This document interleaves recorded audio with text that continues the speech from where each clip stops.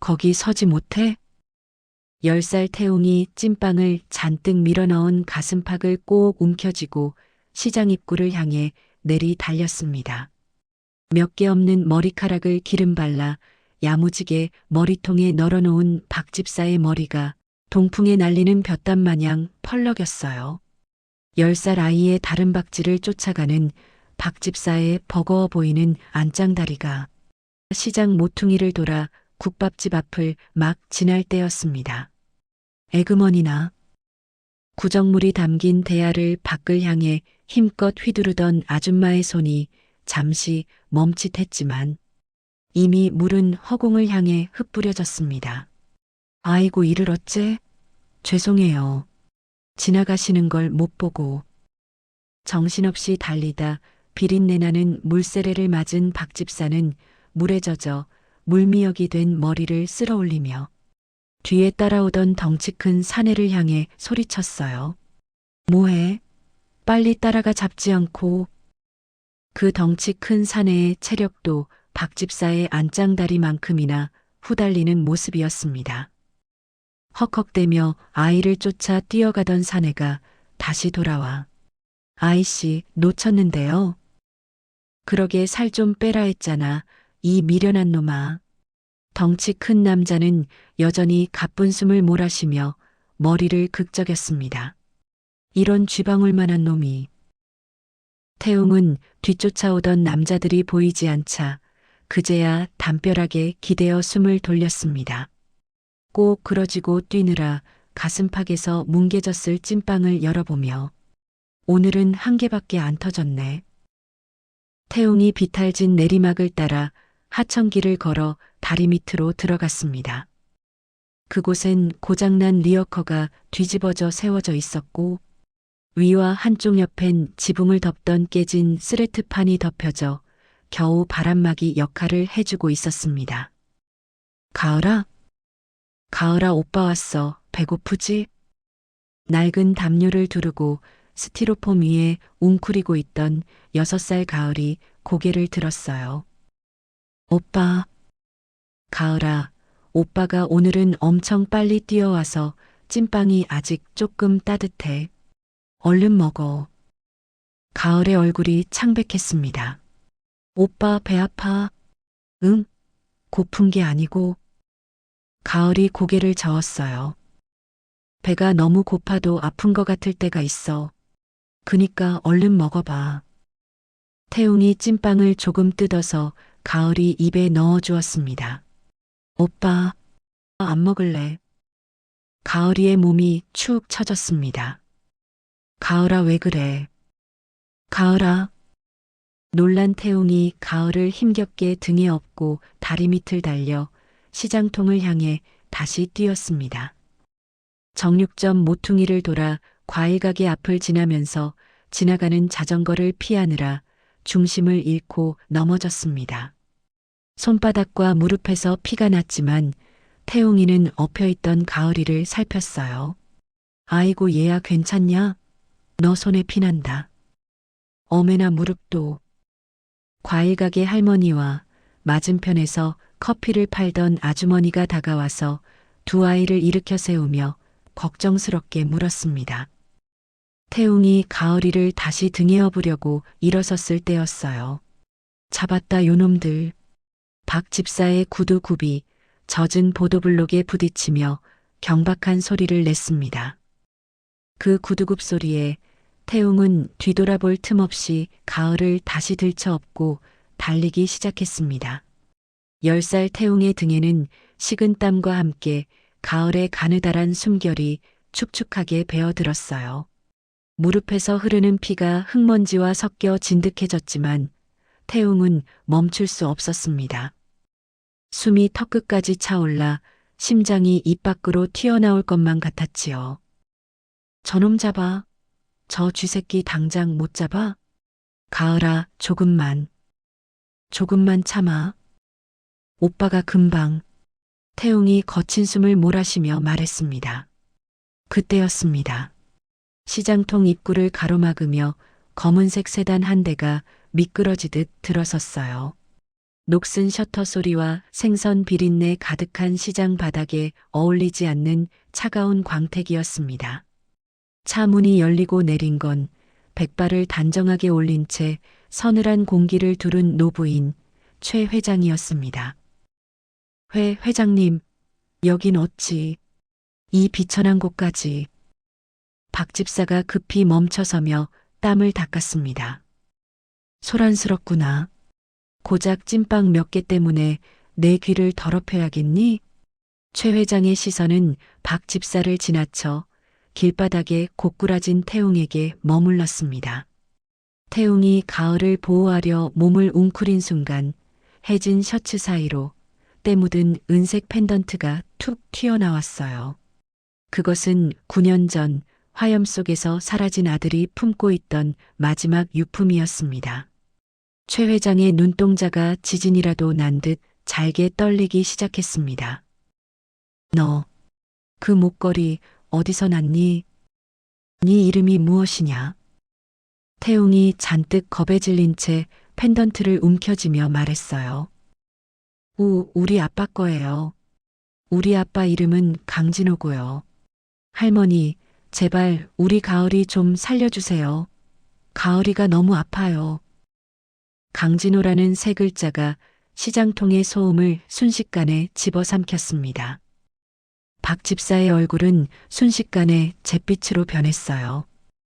9년 전 사고 현장에서 아이까지 깨끗이 처리했다던 자신의 보고가 새빨간 거짓말이었음이 들통나는 순간이었으니까요. 박 집사의 안짱다리가 사시나무 떨듯 후들거렸습니다.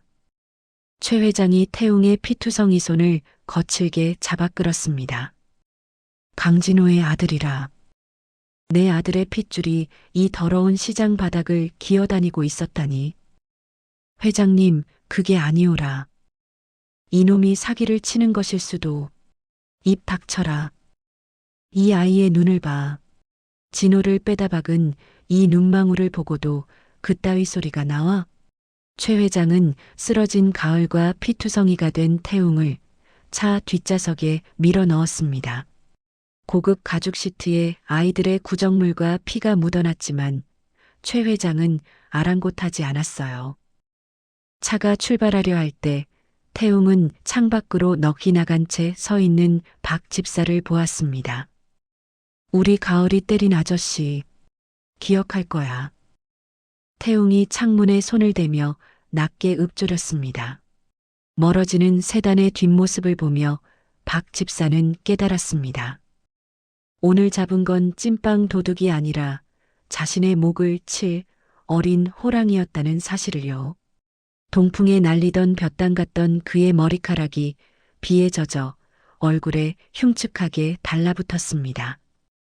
10살 태웅과 6살 가을, 그리고 무너져가는 재벌가의 잔혹한 인연은 그렇게 비린내나는 시장 어귀에서 다시 시작되었습니다. 태웅이 눈을 떴을 때 보인 것은 곰팡이 핀 다리 밑이 아니었습니다. 눈이 시리도록 하얀 천장과 코끝을 찌르는 독한 소독약 냄새, 그리고 규칙적으로 울리는 기계음이 들려왔지요. 가을은 옆 침대에서 산소 마스크를 쓴 채 깊은 잠에 빠져 있었습니다. 태웅은 비틀거리며 일어나 가을의 손을 잡았어요. 여전히 작고 차가웠지만 다리 밑에서처럼 사르르 식어가는 느낌은 아니었습니다. 가을아, 괜찮아. 이제 안 추워. 오빠가 여기 있어. 병실 문 밖 대리석 복도에서는 서늘한 기운이 감돌았습니다. 최 회장은 창밖을 응시하고 있었고 그 뒤로 박 집사가 죽을 상을 한 채 바닥에 엎드려 있었어요. 최 회장의 손에 들린 지팡이가 바닥을 한번 쾅 하고 내리쳤습니다. 박 집사, 9년 전 자네가 내게 가져온 그 뼈가루는 누구의 것이었나? 내 아들이 죽을 때 그 핏줄도 함께 타 죽었다며 내 눈을 가린 대가가 무엇인지 잊은 게냐? 회장님, 죽을 죄를 지었습니다. 당시 사고 현장이 너무 처참해서 어린아이가 살아남았을 거라곤 꿈에도 생각지 못했습니다. 살려주십시오, 회장님. 한 번만 더 내 눈을 속이면 그땐 내 혀를 뽑아 시장 바닥에 던질게야. 그 아이, 태웅이라 했나? 그 아이가 내 아들의 눈을 하고 나를 보더구나. 원망 섞인 그 눈을. 태웅은 문틈 사이로 박 집사의 일그러진 얼굴을 지켜보았습니다. 10살 소녀는 본능적으로 깨달았지요. 저 안짱다리 아저씨는 회장 할머니에게 사과하러 온 것이 아니라 자신들을 없애지 못해 안달이 났다는 사실을요. 그리고 자신을 구해준 저 할머니 역시 시장통의 과일가게 할머니처럼 따뜻한 사람은 아니라는 것을 말입니다. 최 회장이 병실로 들어왔습니다. 정신이 드느냐? 내 동생은 영양실조에 급성 장염이다. 조금만 늦었어도 오늘 밤을 넘기지 못했을 게야. 고맙습니다, 할머니. 그런데 왜 우리 아빠가 할머니 아들이에요? 아빠는 맨날 도망만 다녔는데 누가 우리 아빠를 그렇게 만들었는데요? 태웅이 최 회장을 똑바로 응시하며 말했습니다. 최 회장은 아이의 당돌한 질문에 잠시 숨을 멈췄습니다. 10살 아이의 입에서 나올 법한 말이 아니었으니까요. 최 회장은 태웅의 뺨에 묻은 핏자국을 장갑 낀 손으로 거칠게 닦아냈습니다. 그건 내가 앞으로 알아내야 할 숙제다. 이곳은 시장 바닥보다 100배는 더 춥고 배고픈 곳이야. 정신 똑바로 차리지 않으면 내 동생은커녕 내 목숨 하나 부지하기 힘들 거다. 알겠느냐? 태웅은 대답 대신 가을의 손을 더 세게 쥐었습니다. 병실 창밖으로는 어느새 밤이 깊어 화려한 서울의 야경이 내려다 보였습니다. 하지만 태웅의 눈에는 그 불빛들이 마치 자신들을 집어삼키려는 짐승의 눈동자처럼 보였어요. 금박을 입힌 감옥, 그 화려한 지옥으로 태웅의 발길이 제 발로 걸어 들어간 첫날이었습니다. 가을의 얼굴에 조금씩 생기가 돌기 시작할 무렵 최 회장은 태웅을 서재로 불렀습니다. 웅장한 오크 나무 문이 열리자 사방을 가득 채운 책들과 무거운 가죽 냄새가 태웅을 압도했어요. 최 회장은 거대한 책상 뒤에 군림하듯 앉아 돋보기 너머로 서류를 들여다보고 있었습니다. 그 곁에는 박 집사가 독이 바짝 오른 눈으로 태웅을 노려보며 서 있었지요. 태웅아, 내 동생은 이제 고비는 넘겼다더구나. 최고의 의료진을 붙였으니 곧 예전처럼 뛰어놀 수 있겠지. 하지만 공짜는 없다. 넌 이제 강태웅이 아니라 이 집안의 장손으로 다시 태어나야 해. 최 회장은 서류에서 눈을 떼지 않은 채 태웅이를 향해 말했습니다. 장손이 되면 그럼 가을이랑 여기서 같이 살 수 있는 거예요? 맛있는 것도 많이 먹고 이제 안 도망 다녀도 돼요? 최 회장은 찻잔을 천천히 내려놓으며 얼음장 같은 미소를 지었습니다. 그 미소는 어린 태웅의 가슴에 바늘처럼 박혔어요. 아니, 내 집안의 성도 다르고 피 한 방울 섞이지 않은 아이를 들릴 수는 없다. 그 아이는 내일 날이 밝는 대로 해외의 안전한 시설로 보낼 것이다. 그곳에서 평생 부족함 없이 살게 해주마. 대신 넌 그 아이를 잊어야 해. 싫어요. 할머니, 저 혼자서는 찐빵 안 먹어요. 가을이 없으면 저도 안 살아요. 가을이는 제 동생이에요. 태웅이 무릎을 꿇으며 말했어요. 이놈이 어디서 회장님께 대들어. 야, 이놈아. 내 처지를 생각해. 다리 밑에서 굶어 죽을 걸 살려놨더니 어디서 흥정질이야. 박 집사가 태웅의 뒷덜미를 낚아채려 하자 태웅은 그 손을 뿌리치고 대리석 바닥에 머리를 쾅쾅 찍기 시작했습니다. 10살 소년의 이마에서 핏방울이 튀어오르고 서재 안에는 둔탁한 파열음이 울려 퍼졌어요. 최 회장의 눈썹이 미세하게 꿈틀거렸습니다. 죽은 아들의 고집스러운 눈매를 쏙 빼닮은 그 기백에 묘한 전율을 느낀 것이지요. 가을이 보내면 저도 다시 시장 바닥으로 갈래요. 할머니 손자 안 할래요. 가을이 아프지 않게만 해주세요. 그럼 할머니가 시키는 거 다 할게요. 공부든 뭐든 그 아저씨들보다 훨씬 더 무서운 사람이 될게요. 최 회장이 박 집사를 손짓으로 물리치며 태웅을 노려보았습니다. 무서운 사람이라. 그래, 그 눈빛이다. 죽은 내 아들에겐 없던 그 비릿한 도끼. 최 회장은 긴 침묵 끝에 새로운 제안을 던졌습니다. 가을을 저택 뒷산 너머 별채에 가두고 치료해주는 대신 태웅은 가을의 얼굴을 단 한 번도 보지 못한 채 후계자 수업을 받아들여야 한다는 비정한 계약이었어요. 그것은 동생을 살리기 위해 자신의 유년기를 통째로 악마에게 팔아넘기는 짓이었습니다. 약속해라. 내가 이 할미의 원수들을 전부 씹어 삼킬 수 있을 만큼 강해지는 날, 그때 내 동생을 정식으로 인정해주마. 그 전까지 가을이는 이 집안의 그림자로만 살아야 한다. 알겠느냐? 네. 할게요. 꼭 그렇게 될게요. 태웅이 눈물을 닦으며 이를 악물고 대답했습니다. 태웅은 문 밖으로 끌려나가며 멀리 보이는 별채를 향해 마음속으로 외쳤습니다. 가을아, 조금만 기다려. 오빠가 금방 데리러 갈게. 하지만 그 약속이 15년이라는 긴 세월을 삼켜버릴 줄은 10살 소녀는 미처 알지 못했습니다. 서재 안에서 박 집사는 태웅의 뒷모습을 보며 비릿한 침을 삼켰어요. 저 아이가 원수의 딸을 위해 스스로 목줄을 맸다는 사실에 소름 끼치는 쾌감을 느끼면서 말입니다. 세월은 시장통을 구르던 10살 소년의 앳된 얼굴을 지우고 대신 차갑고 날카로운 칼날 같은 청년의 얼굴을 선물했습니다. 15년이라는 시간 동안 태웅은 단 한 번도 별채의 문턱을 넘지 못했어요. 담장 너머로 가끔 들려오는 피아노 소리만이 가을이 살아있음을 알리는 유일한 신호였습니다.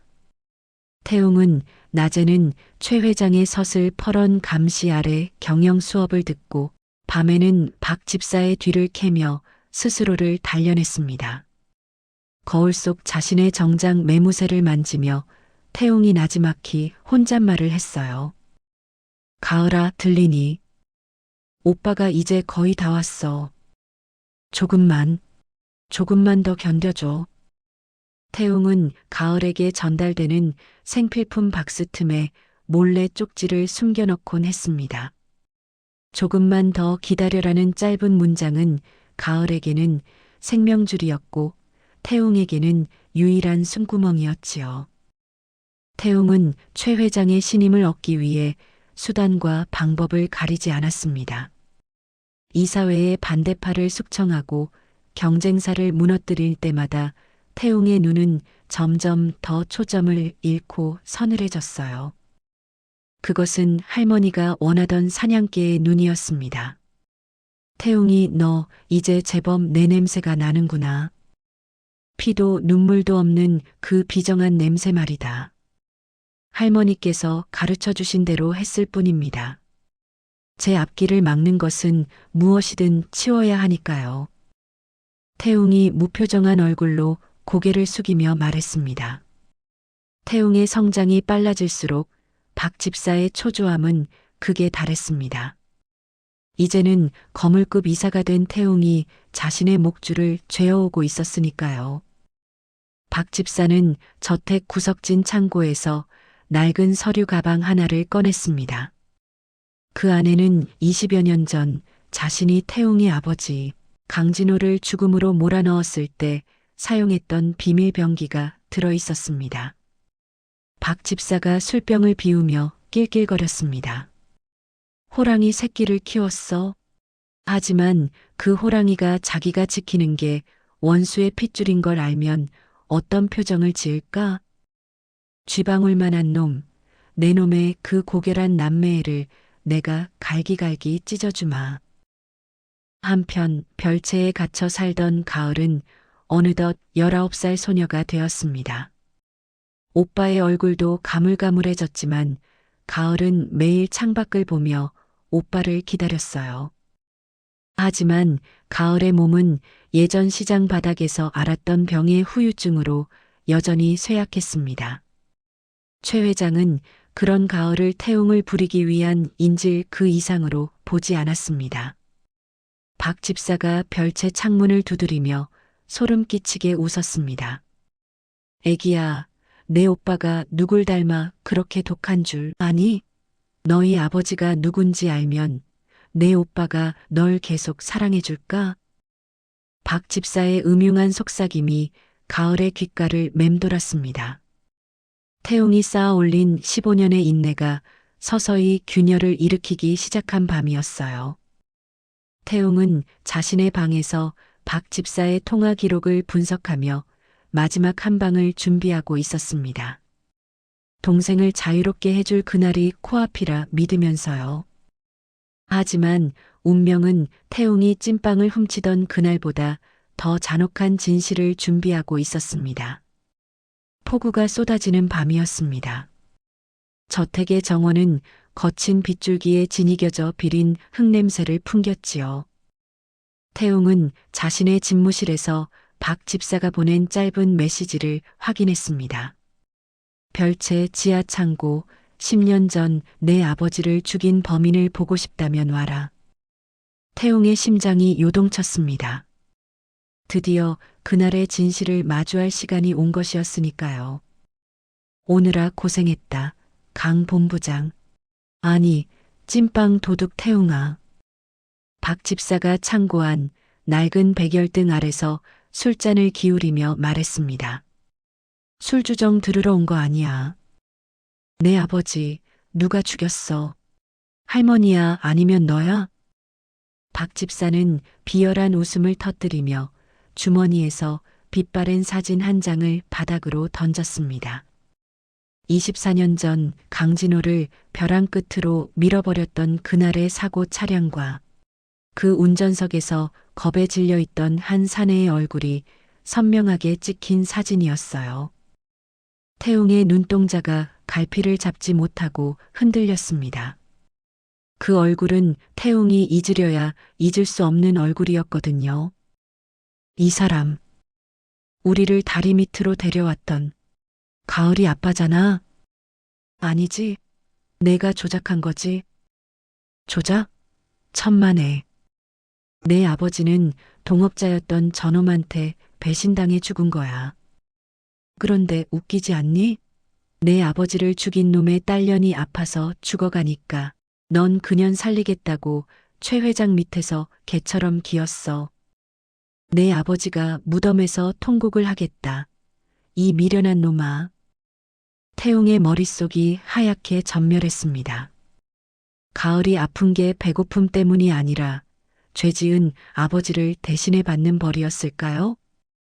15년 동안 자신이 목숨보다 아끼며 지켜온 존재가 실은 아버지를 죽인 원수의 핏줄이었다는 진실은 태웅의 심장을 난도질했습니다. 태웅은 사진을 움켜쥐고 박 집사의 멱살을 잡아 벽으로 밀쳐버렸습니다. 그래서 가을이가 그 사실을 알게 되면 내 목숨은 무사할 것 같아? 내 아버지를 죽인 게 가을이 아빠라면 그걸 사주한 건 누구지? 대답해. 너잖아. 태웅이 핏발선 눈으로 포효했습니다. 그래, 나다. 하지만 최 회장도 알고 있었어. 내가 원수의 딸을 품에 끼고 사는 꼴이 얼마나 우스웠겠니. 널 길들이기에 그만한 사슬도 없었거든. 태웅은 박 집사를 내팽개치고 빗속으로 뛰쳐나갔습니다. 별채로 향하는 발걸음이 무겁고도 위태로웠어요. 평생의 목적이었던 가을이 이제는 평생의 증오가 되어야 할 존재로 바뀌어 버린 것이었습니다. 하지만 별채 창가에서 등불을 켜고 자신을 기다리던 가을의 실루엣을 본 순간 태웅은 진흙바닥에 무릎을 꿇고 말았습니다. 태웅은 빗속에서 오열했어요. 가을아, 내가 널 어떻게 해야 하니? 내가 널 어떻게 미워하니? 원수의 딸을 사랑하며 지켜야 하는 태웅의 처절한 모순이 빗소리에 섞여 흩어졌습니다. 그 시각 저택 본체 창가에서 이 모든 광경을 지켜보던 최 회장은 싸늘하게 식은 찻잔을 내려놓았습니다. 이제 쓸모가 다한 장기말들을 정리할 시간이 왔음을 직감한 것이었지요. 최 회장의 결단은 지체되는 법이 없었습니다. 태웅이 진실의 무게에 짓눌려 빗속에서 무너져 있는 사이 박 집사는 회장의 묵인 아래 최후의 공작을 시작했습니다. 쓸모가 없어진 장기말, 즉 원수의 핏줄인 가을을 제거하고 태웅을 영원한 복수의 화신으로 만들려는 계산이었지요. 별채 주위에 은밀하게 뿌려진 휘발유 냄새가 빗줄기 사이로 매캐하게 올라왔습니다. 태웅아, 이게 다 널 위해서다. 원수의 씨를 내 손으로 못 치우니 이 아저씨가 대신 해주는 거야. 잊어라, 이 불길과 함께. 라이터 불꽃이 바닥에 닿는 순간 굉음과 함께 붉은 화마가 빗줄기를 뚫고 솟구쳤습니다.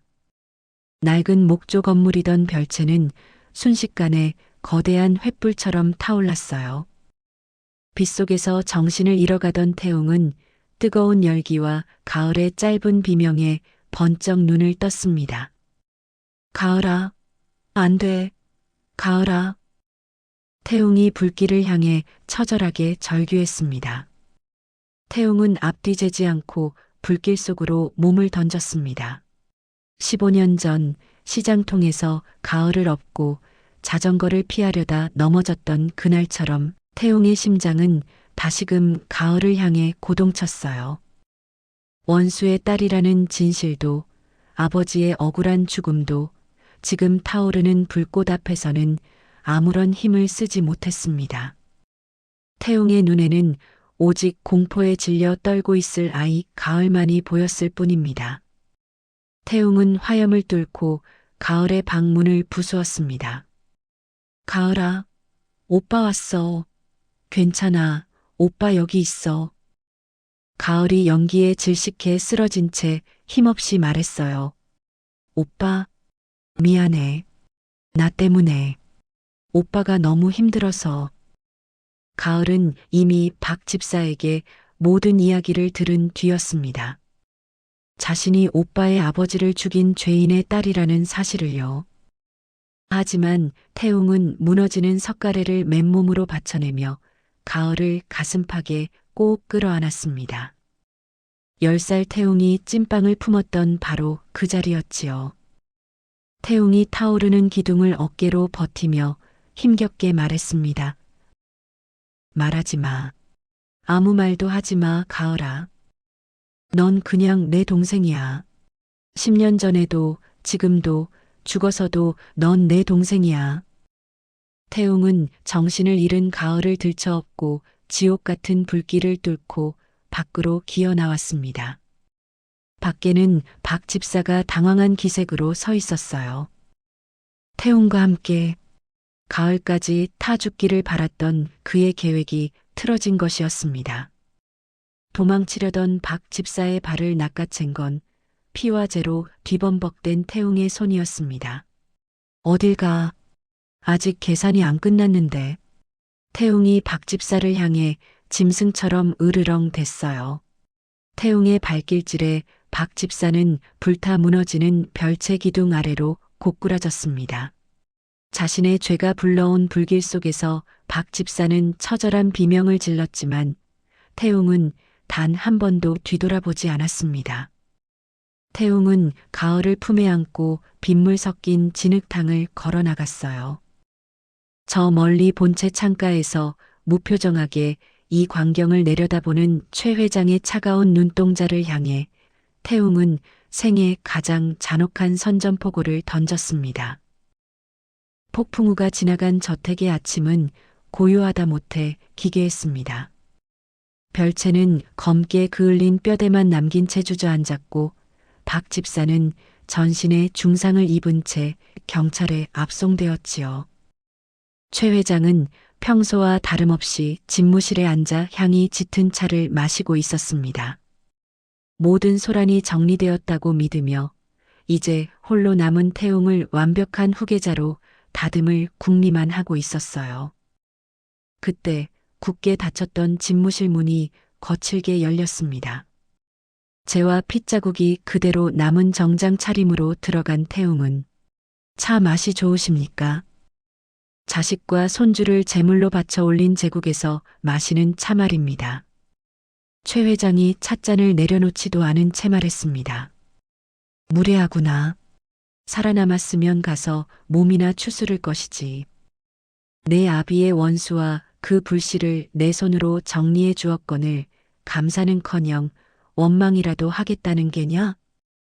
태웅은 비릿한 웃음을 지으며 품 안에서 두툼한 서류 뭉치와 낡은 녹음기 하나를 최 회장의 찻잔 옆에 던졌습니다. 그것은 박 집사가 만약의 사태를 대비해 숨겨두었던 24년 전 사고에 진짜 배우가 적힌 비자금 장부와 최 회장의 음성이 담긴 녹취록이었습니다. 원수요? 제 아버지를 배신하게 만든 것도 가을이 아버지를 벼랑 끝으로 문 것도 결국 할머니의 그 탐욕스러운 명령이었더군요. 박 집사는 할머니의 손발이었을 뿐이고요. 순간 최 회장의 눈빛이 싸늘하게 식었어요. 그래서 그걸로 나를 어쩌겠다는 거냐? 이 집안의 명예가 실추되면 너와 그 계집애의 목숨줄도 끊기는 법이다. 넌 절대 나를 배신하지 못해. 명예라니요. 그런 건 15년 전 시장 바닥에서 찐빵을 훔칠 때 이미 버렸습니다. 할머니가 제게 가르치셨죠? 앞길을 막는 것은 무엇이든 치워야 한다고. 제 앞길을 가장 크게 막고 있는 건 바로 할머니입니다. 태웅은 집무실 벽면에 걸린 대형 TV를 켰습니다. 화면 속에는 최 회장의 살인 교사와 횡령, 비자금 의혹이 속보로 쏟아지고 있었어요. 태웅이 미리 준비해둔 언론사 제보가 터진 것이었습니다. 최 회장의 손에 들린 찻잔이 가늘게 떨리기 시작했습니다. 평생을 공들여 쌓아온 제국이 10살 소년이었던 손자의 손에 의해 모래성처럼 무너져 내리는 순간이었지요. 미친놈. 내 놈이 정녕 죽고 싶은 게냐? 내가 가진 모든 게 사라질 텐데. 태웅이 최 회장을 향해 마지막 인사를 하듯 고개를 숙이며 말했습니다. 할머니가 죽인 건 아빠뿐만이 아니에요. 할머니의 마지막 손자인 저도 오늘 죽었습니다. 이제 여긴 할머니 혼자 지키세요. 이 차갑고 비린 묘지를요. 검찰 수사관들이 들이닥치는 소리가 복도를 메웠습니다. 최 회장은 처절한 비명을 지르며 서류들을 찢어발겼지만 태웅은 단 한 번도 뒤돌아보지 않고 대저택을 걸어 나왔습니다. 으리으리한 대리석 기둥도 화려한 샹들리에도 이제 태웅에게는 그저 썩은 고기 냄새가 나는 시체들의 잔해일 뿐이었어요. 태웅의 등 뒤로 거대한 제국의 종말을 알리는 사이렌 소리가 길게 울려 퍼졌습니다. 제국의 몰락은 빠르고도 허망했습니다. 뉴스데스크를 장식하던 최 회장의 구속 소식도 박 집사의 처벌 수위도 시간이 흐르자 사람들의 기억 속에서 낡은 신문지처럼 발해갔지요. 그리고 다시 겨울이 찾아왔습니다. 살을 애듯 차가운 동풍이 시장 골목을 훑고 지나가던 어느 늦은 오후였습니다. 폐허가 된 옛 시장 모퉁이, 이제는 훌륭한 체격을 가진 청년이 된 태웅이 김이 모락모락 나는 종이봉투 하나를 들고 서 있었습니다. 예전처럼 넝마 같은 옷차림은 아니었지만 찐빵 봉투를 가슴팍에 꼭 품은 모습만은 15년 전 10살 소년의 그것과 꼭 닮아 있었어요. 가을아, 늦지 않았지? 태웅이 봉투 속 온기를 느끼며 나직하게 말하고 있을 때 저 멀리서 눈발을 헤치며 한 소녀가 걸어왔습니다. 화마가 핥히고 간 다리를 조금 절뚝였지만 얼굴만큼은 눈꽃보다 더 하얗고 맑게 피어난 가을이었습니다. 가을은 태웅을 발견하자마자 세상에서 가장 환한 미소를 지으며 달려왔어요. 태웅은 혹여나 가을이 넘어질까 얼른 마중 나가 그 작은 어깨를 감싸 안았습니다. 오빠, 많이 기다렸어? 오늘 날씨 진짜 춥다. 태웅이 가을의 목도리를 여며주며 웃었어요. 아니, 오빠도 방금 왔어. 자, 이거 봐. 오늘은 하나도 안 터졌어. 아주 예쁜 놈들로만 골라왔다. 태웅은 찐빵 한 조각을 조심스레 떼어 가을의 입에 넣어 주었습니다. 15년 전 비릿한 물세례를 맞으며 다리 민 리어카 위에서 나누어 먹었던 그 눈물 섞인 맛이 아니었습니다. 이제 그 찐빵은 세상에서 가장 달콤하고 따뜻한 위로의 맛이 되어 있었지요. 가을은 입안 가득 찐빵을 우물거리며 행복하게 웃었습니다. 오빠, 진짜 따뜻해. 꼭 오빠 손처럼. 이제 다시는 배고프지도 춥지도 않을 거야. 오빠가 약속해. 태웅이 가을의 머리를 쓰다듬으며 말했습니다. 두 사람은 서로의 온기에 의지한 채 화려한 저택의 불빛도 복수의 그림자도 없는 작은 골목길로 천천히 걸어 들어갔습니다. 태웅의 아버지를 죽인 원수의 딸이라는 낙인도, 손자를 사냥개로 키운 할머니의 저주도 내리는 하얀 눈 아래 소리 없이 묻혀갔습니다. 시장의 낡은 전구들이 하나둘 불을 밝히기 시작했습니다. 태웅과 가을의 발자국 뒤로 시린 과거의 기억들이 덮여가고 그 자리에는 오직 두 사람이 함께 걸어갈 새로운 시간이 새겨졌어요. 찐빵 봉투에서 피어오르는 하얀 김이 두 사람의 머리 위로 포근한 안개처럼 피어올랐습니다. 그들의 뒷모습은 더 이상 쫓기는 아이들이 아니라 비로소 서로의 유일한 세상이 된 평범하고도 귀한 오누이의 모습이었습니다. 오늘 태웅이와 가을이의 시린 겨울이 따뜻한 찐빵처럼 온기로 채워지는 과정을 함께 지켜봐 주셔서 감사합니다. 벼랑 끝에 내몰린 아이들이 서로를 지켜내며 괴물이 되어야만 했던 그 처절한 사투가 여러분의 마음에도 깊은 울림을 남겼기를 바랍니다. 태웅이와 가을이의 앞날에 더 이상 눈물 대신 웃음꽃만 피길 응원하신다면 구독과 좋아요, 그리고 알림 설정 부탁드립니다. 여러분의 따뜻한 관심이 저희에겐 가장 큰 힘이 됩니다. 오늘도 함께 해주셔서 고맙습니다. 다음에도 가슴을 울리는 이야기로 찾아오겠습니다. 다들 따뜻한 하루 보내세요.